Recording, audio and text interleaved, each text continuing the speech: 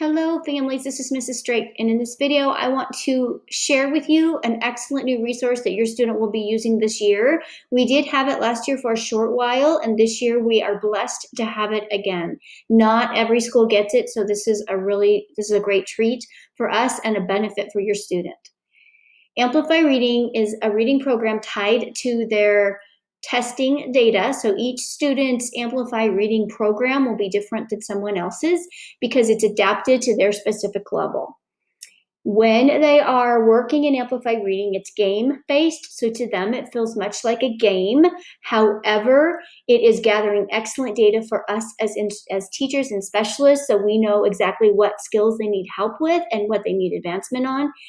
We also are able to see things like how long they are engaging and what types of activities they're picking.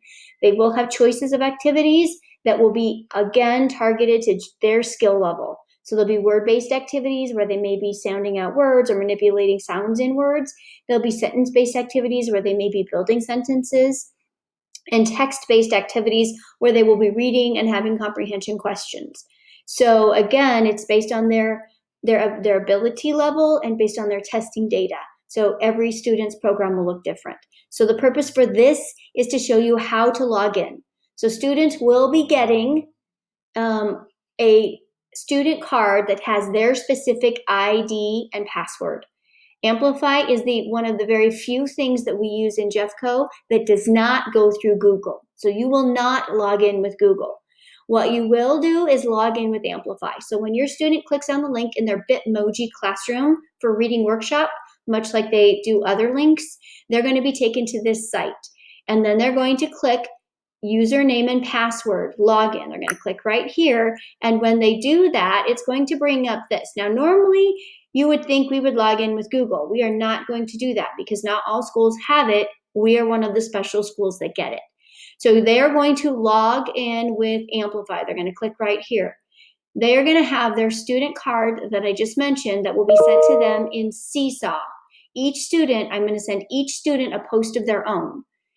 The student will then be able to have that put into their journal, and it will be there for them for the rest of the year. They can go access it, and I can always send it to them if they can't find it for some reason.